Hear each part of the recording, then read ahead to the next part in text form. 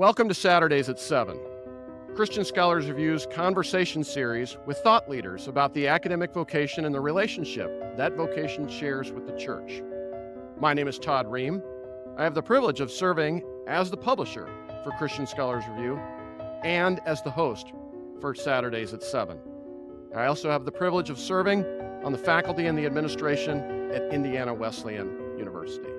Our guest is Father Emmanuel Katongole, Professor of Theology and Peace Studies at the University of Notre Dame. Thank you for joining us. Thank you very much, Todd, for having me. Reconciliation is fundamental to God's character and God's desire to be in right relationship with humanity, a desire that hopefully infuses within humanity a desire to be in right relationship with God and with one another.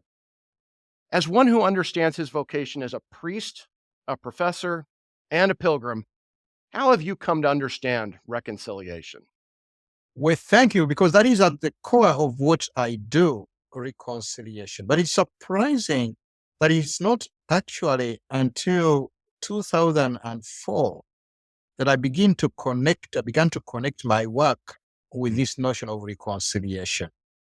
Yeah. I grew up as a Christian in Uganda, went to seminary, was ordained a priest in Uganda, and then went to study at the Catholic University of Notre Dame for a PhD in philosophy, went back, started teaching and doing research in social, political philosophy, issues of violence. Really what I was calling for a new social imagination, especially within the continent like Africa, with the endless cycles of violence and war and poverty. And so that's what I was calling for. But in 2001, I came to Duke University as a visiting professor. And while there, I met this man, Chris Rice, who was coming from Mississippi, who was in my class, and started working together, was invited to lead a Lausanne team on reconciliation. He invited me. And so that's kind of where I started kind of really being drawn into the language of reconciliation. When he invited me to Lausanne, I said, well, I'm a Catholic priest. This is mostly an evangelical meeting. So, but out of friendship with Chris and Chris, I did go. And we had that wonderful, wonderful meeting at Lausanne, and that issued in a statement that we made, our issue group on reconciliation, about reconciliation as a mission of God. So we came back to Duke, and I was thinking of continuing in my work. But the dean at Duke Divinity School, then Greg Jones, says, wait, how about the two of you coming together, working together, and establishing a center for reconciliation at Duke? Well, I said, why? I'm not so sure. Because really, I don't use reconciliation as the overarching framework for my scholarship. My scholarship is about kind of the socio-political imaginations that are needed in Africa within the context of violence. And then as we continue to talk with Greg and Chris, I began to realize that actually is reconciliation. The kind of socio-political reimagination that I was calling for is what St. Paul has in mind when he's talking about creation and connections with reconciliation and connection with the new creation. So the more that I studied this Pauline use of the language of reconciliation, I saw that for Paul, this was the reality that God is using to kind of bring into existence this whole new creation. So the text of 2 Corinthians chapter 5, verse 17 was very, very formative. And there Paul is announcing a new creation. The old is gone, the new is here, and God is doing that through. And then he comes up with this notion of catalago or reconciliation. But the reality that he's talking about is much bigger than the notion which we find in the New Testament. So I began to see that actually what Paul is providing is an overarching story of what God is doing in the world. God reconciling all things, God drawing all things to himself and making everything new. That discovery of that big story for me was decisive. And then began to realize that reconciliation is not only a mission of God, but it is the drama into which all creation is drawn. So then I began to see that, okay, my work is located within this overarching drama of God's reconciling love in the world. That was very, very decisive for me. And that kind of changed the way that I was doing my scholarship. But that also went hand in hand with the establishment of the Center for Reconciliation and meeting with various Christians around the world, just kind of again to remind ourselves of the drama, of the story within which God is drawing the whole of creation, human beings included.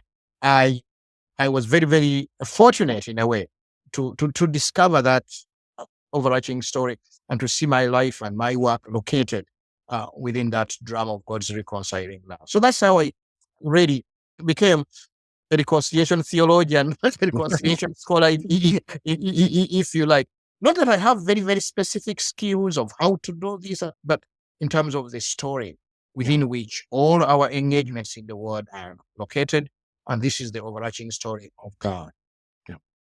With that understanding in mind, and when you think through participants in that story that you've had the privilege of meeting, would you highlight someone who has exercised the grace and wisdom of God's reconciliation in ways that has inspired you?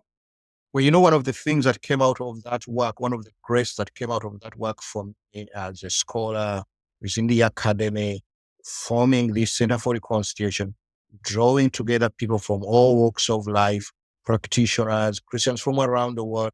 One of the gifts that emerged out of that is the coming in contact with these concrete lives, but also the stories, the incredible stories of what people are doing in different locations around the world. My area of focus was mostly in terms of research was Africa, understandably so, because that's where I am born and raised and so forth. So as we gathered Christians, we would come across these incredible stories that I didn't even know existed before. Yeah.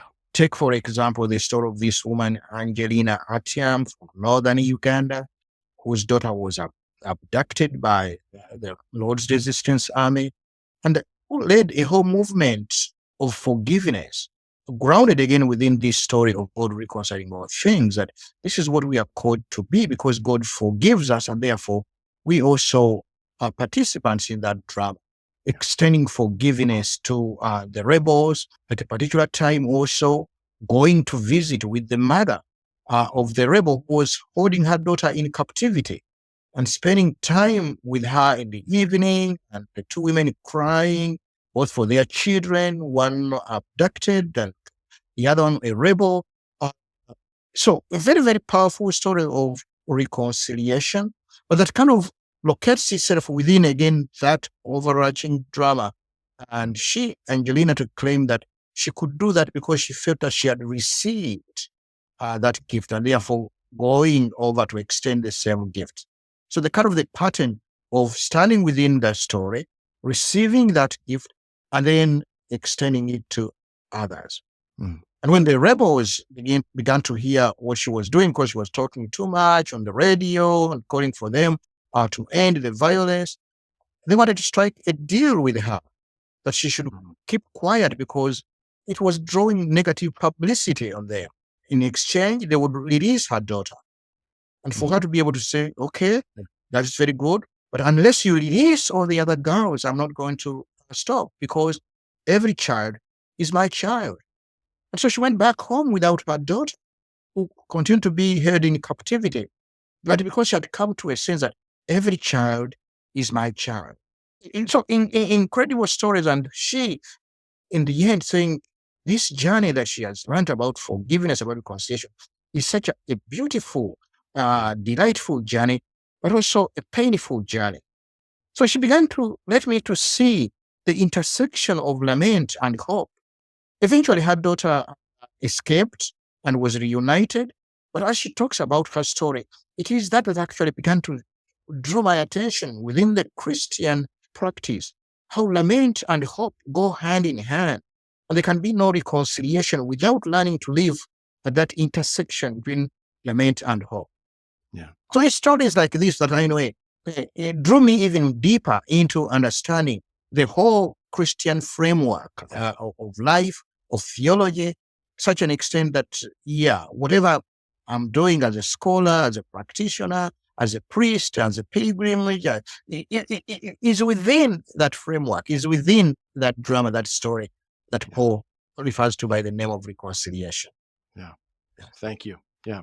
Beautiful story. I want to ask you about at this intersection of lament and hope.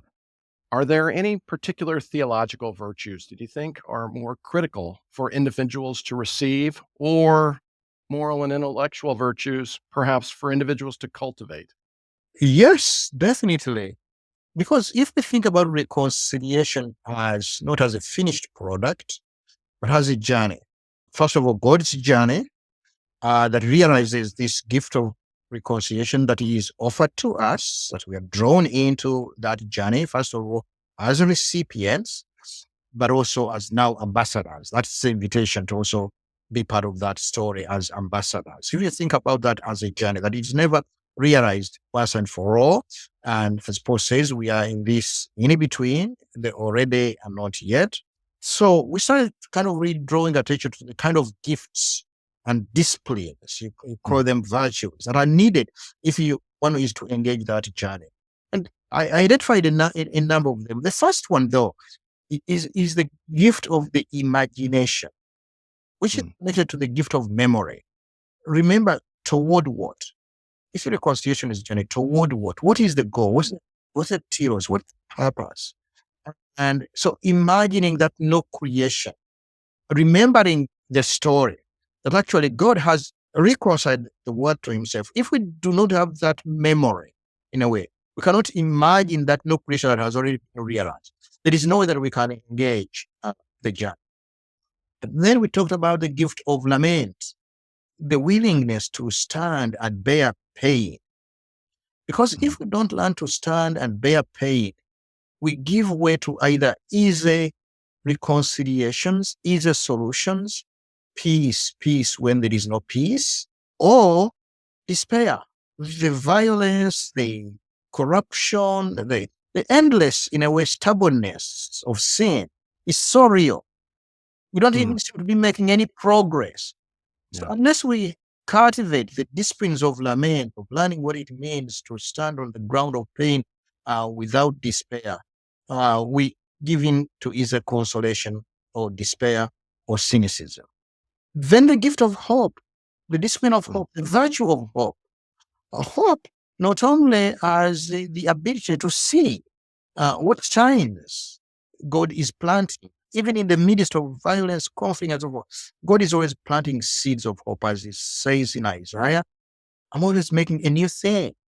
Can you see it? So hope in the first place is an invitation for us to see the signs that even in the midst of the worst form of violence, they are seeds of hope. But also hope is a practice, is an invitation to participate in those signs of hope, in the sowing, if you like, of hope, in the commitment to realizing hope grounded within what we care for.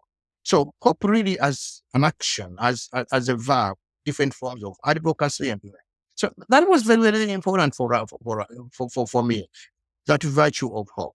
At the same time, another virtue that is very, very significant is the virtue of spirituality, the ability to step back now and again, to replenish the gifts that we internally need to be able to stand and walk within just. Unless we are able to do that, the journey is long. Solitude, of quietness, of contemplation, of meditation, of prayer are part of the virtues that we need. At the same time, in a way, also to take away the sense that we are at the center of the story. Otherwise, we think that if we fail now, therefore, well, there is no reconciliation happening. No, the story is beyond us. But for us to stand within that humility that actually we personally may fail, but that nevertheless we are invited to be part of. To answer that question, why me? Why even bother go on when there is so much endless cycles of violence? And how not to give up and sustain the journey over the long haul? So these are some of the virtues that I began to draw attention to and to cultivate, but also to point to as necessary part of the journey of reconciliation. Thank you. And especially all along that we're planting, as you said, seeds of hope with a desire for that which brings reconciliation to grow out of that. But if nothing else, we've planted that in place so that we gain momentum for future generations to continue the work. Which also connects immediately with the virtue of patience, the waiting, the planting of a seed, a small seed. And right now I'm involved in this work with the Land Institute in Uganda, where we're doing reforestation. The planting is so fragile, so small, and to wait for it to grow. So it speaks about the virtues of fragility, of tenderness and patience, that even when we don't see immediate results, nevertheless, something is going on. Thank you. I want to ask you now about your calling to the priesthood, and in particular, how your experiences of home may have contributed to that. As you mentioned earlier, you were educated in East Africa, Southern Europe, Northern Europe, ordained in the Archdiocese of Kampala, Uganda, and have served on the faculties of the University of Scranton, Duke University, and now at the University of Notre Dame. So tell me a little bit about home for you. You've made a home in each one of these places, but when you think about home and the fellowship that you find when you're home, what is that like? Yeah. I know these places are home in one way or another. They are all home. One African public intellectual, Tahesi, gives a comment on a TED Talk where it says, "Do not ask me where I am from, because I'm coming from so many places. And don't essentialize just because I was born in Uganda, therefore Uganda is my home. Of course it is home, but so also is Belgium, where I spent 7 years.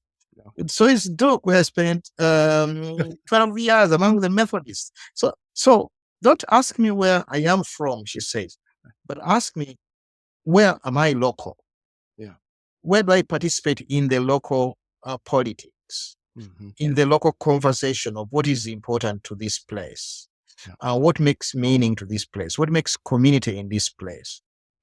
So at any given time, you find yourself that the sense of home, in a way, he is committed, consistent to the places where you find yourself actively participating in those local forms of life that are trying to build the community, to build life, to contribute meaningfully to the project. And then you discover that actually, even though Todd comes from a totally different place, there is so much that actually we share together. That maybe that's the fellowship that you are referring to. You'll find these unlikely friendships that you didn't even know existed. That was sustained me over my migrant existence, if you like, and to find a sense of home and place in all these different locations, the engagements, the commitments, but also the friendships and the fellowships. When I was at Duke, for example, as a Catholic priest, this Methodist founded institution with all the brethren coming from different evangelical churches and things like that. What an incredible communion and community that revealed to me. The sense of the Ephesian moment of coming together across divides, in a way, that Paul praises in the letter to the Ephesians. So my own sense of home is really connected with that. But it's also connected with the sense that everywhere one finds oneself, where I find myself, important and significant that is, that God's purpose in the world is always to kind of open up to an ever expanding horizon. That within each instantiation of home, within each location of home, there is at the same time, and Russell Wolf is the one who helped me to see this, that these are at the same time an Abrahamic invitation to get up and go to a new place. There is always an ever expanding frontier, horizon. And that is how God builds a new people in the world, whose home goes on expanding to these strange new people, a tribe, a community drawn from all tribes, races, nationalities, languages. So I'm very much at home in South Bend, as I'm in Uganda, but also clearly aware that this is not it. That the kingdom of God is bigger than this, and the invitation to kind of see that these are kind of important, but they are also partly fragments of this new whole that God's incarnation makes in our midst. And so kind of to live within that kind of tension at home, and yet we are pilgrims, not flee at home. So those are the kind of disciplines that I think I try to cultivate and that sustain me within these multiple engagements, but also in the space of going back and forth right now, also connected with the work that I'm doing in Africa. Thank you. Can you tell me a little bit more about your calling to the priesthood and your understanding of yourself as a priest, a professor, and a pilgrim, and in particular, individuals through whom God worked to lay that calling upon your heart? Maybe three moments that I can think about in my own journey. First of all, growing up at home. My parents, migrants, my father was not a Christian. He became a Christian to get married to my mother. My mother was from a traditional family, Catholic family. My father became a Christian. They got married. They moved to Uganda. And growing up in this evangelical Catholic home, my father with the zeal of a newly converted Christian, my mother with the kind of settled Catholicism of her family, I think that somehow did something to kind of shape a desire for me. I remember my father always taking me to meet the priest, the church, and things like that. I think that was significant. But also the commitment of my parents early on when we were young. The parish was 7 miles away, and every Sunday they would walk to church 7 miles. I remember when I was a little boy, I really wanted to go with them. I asked them whether I could come. They said, "No, you can't." I begged, "Please." They said, "Okay," but just not even a mile. I started crying because it was too much. They sent me back home.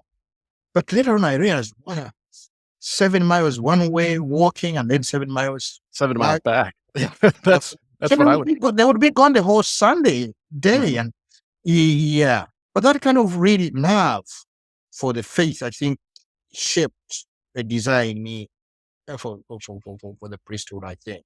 Before I get to the second instance, and then my father died as when I was young, when I was in grade 5, and an immigrant family and a number of people that came to our aid, paid for our tuition, our school fees, and all that, including this teacher who was in grade 5. This teacher, Elias, a Muslim man, who paid for my tuition, even into seminary to begin. And he did stand next to my mother at my ordination to present me to the bishop for ordination. Isn't that something? Yeah. So I think that's kind of really shaped my sensibility as well. And then the second instance that I wanted to talk about, again connected with my upbringing, because we are immigrant families, one of the things that I remember, my parents, even as they settled in, learned the local language, how they always spoke the local language with an accent. Spoke with an accent always. I have come to see that as a theological virtue, really. Learning to speak with an accent. Of course, this morning in class, students were asking me, I said, "Can you repeat that?" And I joked, I said, "People think that I speak with an accent." So I think because I speak with an accent. But to be a Christian is at the same time to be invited to learn to speak with an accent, wherever we find ourselves. So I think that it's a moment for me, reflecting back the home that I grew up with my parents. Well, the third instance that I think shaped my journey to the priesthood is that I joined the seminary 2 times. The first time I joined, not sure, but just kind of try things out. And then I became sick. I was sick. But when I was in the seminary, I was discovered. I was admitted to the hospital. I spent over a month in the hospital. After that, I went back home on medication, so very, very, very weak. And my classmates actually thought that I was going to die. But they would come to visit me in the evenings and would sit around the hospital bed laughing, and the nurses were so kind. I think for me that was a very significant time. So looking back, I feel that's one of the most decisive experiences. Yeah. Because I emerged out of that experience really weak, humbled, but I think my whole vision of life changed. Mm. My desire to become a priest did intensify so much because I could now see that perhaps it is for this that God took care of me, but also the kindness, the gentleness, the love that I received. I perhaps as a young man after my father died, living under very difficult situations, Idi Amin, violence and war. I think I was really hardening and getting more secular in my heart and stubborn and angry. I think that experience is what massaged my spirit into a bit of tenderness to kind of even be able to receive the call. I don't know if that had not happened. I don't know, first of all, whether I would be a priest, but also I don't know what kind of priest that I would be. All to say, Todd, I'm looking back and I'm grateful to that very painful time, which is kind of strange, but kind of to name it now as one of the most precious gifts that I've received this year. Again, I think it kind of plays into the story that we've been talking about, the story of God's reconciling love for the world. Yeah, I think that's a story that I can talk about my journey as you are interested to find out about my journey, but I don't think I can understand myself as a priest without an experience like that. Yeah, I greatly appreciate willingness to share those details with us and how grace emerged from a difficult situation and called you to the work that you're doing today in ways that you may not otherwise have absent that experience. Thank you. I want to ask you about some of your written work now. So that professor side, but probably never leaving aside the priest and the pilgrim, because those seem to be evident in terms of the books that you've written, of which there are 10. Your first book, Beyond Universal Reason, The Relation Between Ethics and Religion in the Work of Stanley Hauerwas, was published by University of Notre Dame Press in 2000. And your most recent book, Who Are My People? Love, Violence, and Christianity in Sub-Saharan Africa, was also published by University of Notre Dame Press, but this one in 2022. You mentioned your book with Chris Rice also that you've done. But when you look at the arc of your published work over the course of the last quarter century, how do you come to understand the ways that it's developed and the ways in which you've been given opportunities to share this theme of reconciliation with people? I feel humbled when you mention the books that I've written. What a surprise again that somebody who grew up in a house without books, would come to write these many books. But also realizing that the writing of a book, I think, is a conversation in time. It's what's going on around a particular time that kind of elicits a book. So it's kind of really answering specific questions of the time. Beyond the Universal Reason grew out of my dissertation and then turned into a book.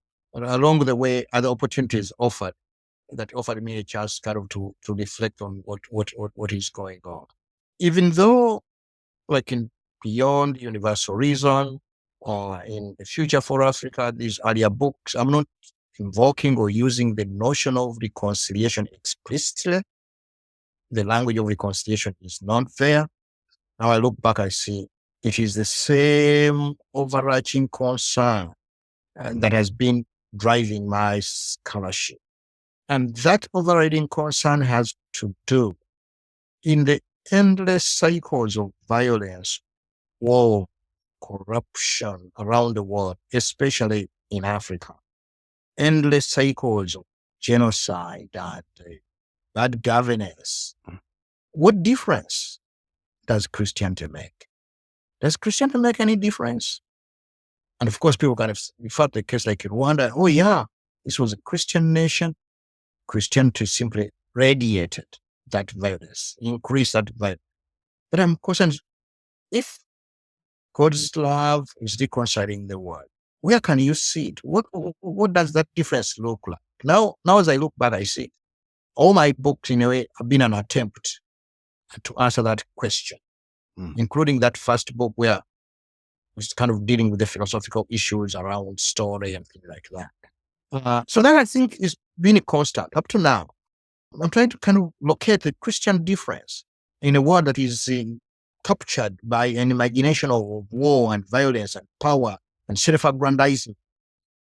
Is this what also Christianity is doing in the world, or does Christianity provide a different imagination of who we are, of how the world looks, and that world actually is also real?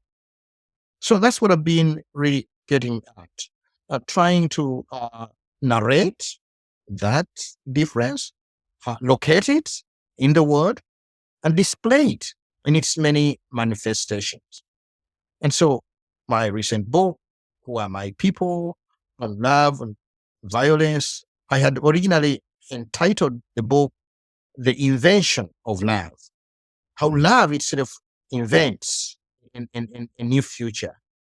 And the stories that I engage in, so forth, kind of really displaying the various forms of that invention in the midst of so much that is violent. So I think that has been a kind of constant theme through my books.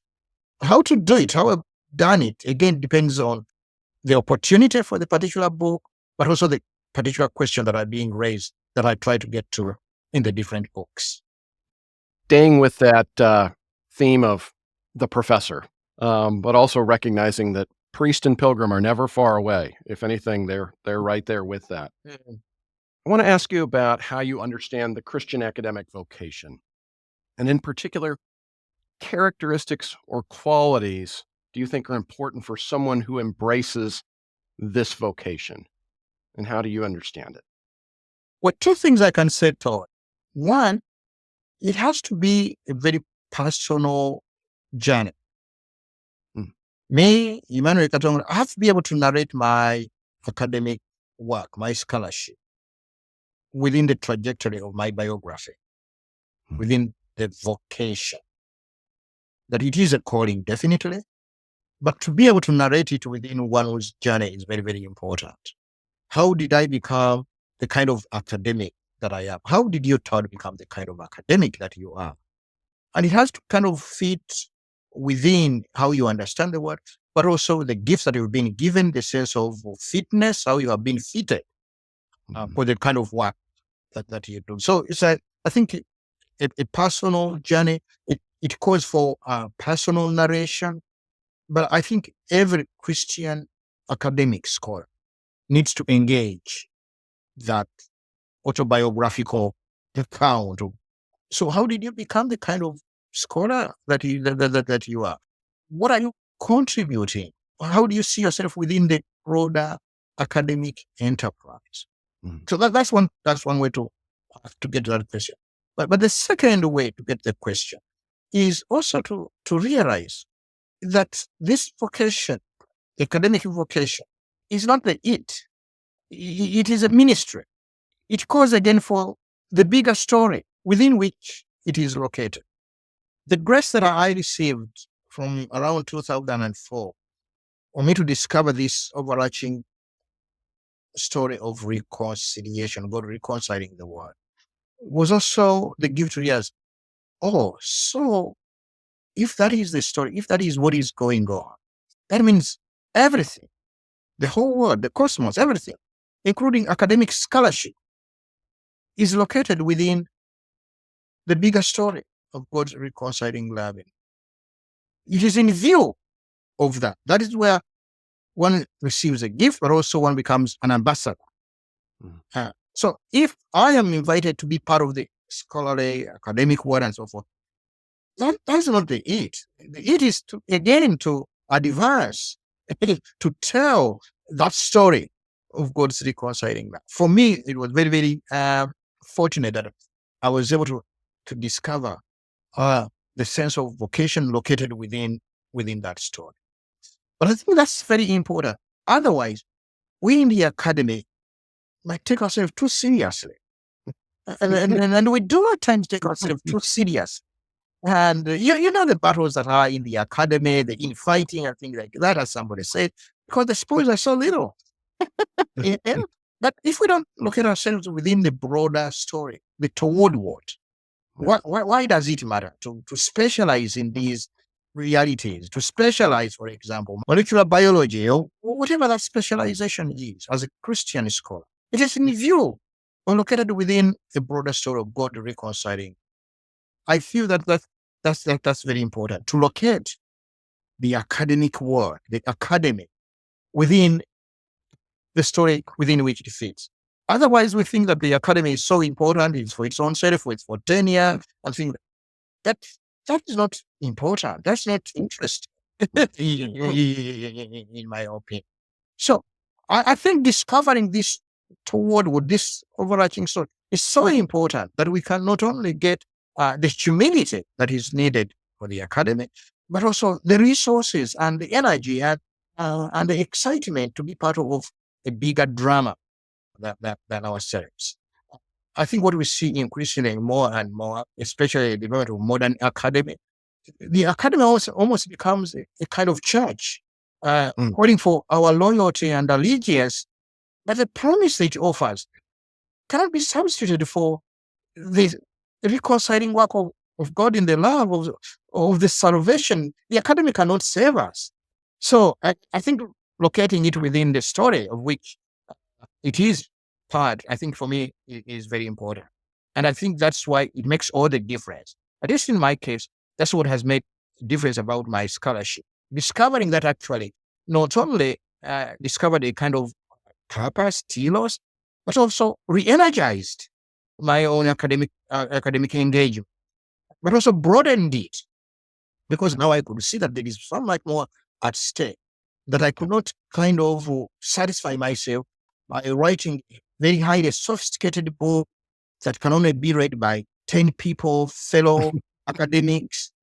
That would no longer satisfy for the purpose for which God has blessed me in this. But it also means that as a scholar, I need to do the academic work, the disciplined inquiry. That is important, because the extreme on the other side is for the practitioners to think that, oh, we are the people doing the work. Those people in the academics are just kind of lounging around the slackers or whatever. So I went to one conference, somebody, a practitioner, was saying, oh, we are going to this interesting conference and so forth. The good thing, there'll be no theologians there. We just be, to kind of feel that this word of practice also kind of self-sufficient and things like that. No, the gifts of disciplined inquiry are so needed, are so important.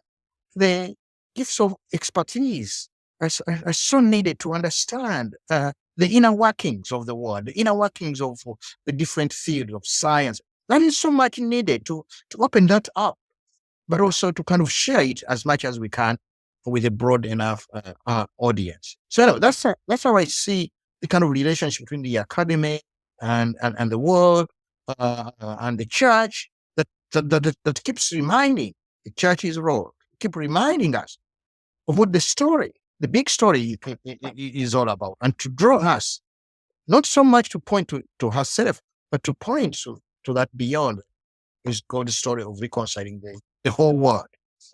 Good sir. Thank you. As we prepare to close our conversation then, in what ways do you think that the university and the church can be brought into a relationship where they can be of greater service to one another in the years to come? It is the service to the world. It's about God reconciling the whole world. It's about serving the world. It's about redeeming the world. the broken world of poverty, the world of violence. And that increasingly also requires us to move beyond the neat walls of the academy into the murky realities of practice. For me, what that had meant that following this journey is what has led me now back to Uganda, actually, to Bethany Land Institute, working with the poor in the poor communities, addressing the challenges of food, of environmental degradation, of poverty, in a way that I'm not only bringing gifts from the academy, from America, but also learning the grassroots level what is going on and bringing those stories back in a way to say, hey, this is what it means actually. So again, opening up those doors, those gaps and so forth. So more and more, the church, academy pushes us into the world in order to learn what is going on, not to be involved there, but also to kind of bring that back into the church. That's the kind of conversation that, at least for me, this journey of reconciliation has taken me. And I'm beginning to see that it is a similar journey into which we are all called. Again, depending on where you are and what you're doing. But I think that movement seems to be so much important and needed. First of all, to locate ourselves within the broader story, but also to realize that that story is not just kind of inward looking, but it is for the reconciliation of the whole. Thank you very much. Our guest has been Father Emmanuel Katongole, Professor of Theology and Peace Studies at the University of Notre Dame. Thank you for taking the time to share your insights and wisdom with us. Thank you for joining us for Saturdays at 7. Christian Scholars Review's conversation series with thought leaders about the academic vocation and the relationship that vocation shares with the church. We invite you to join us again next week for Saturdays at 7.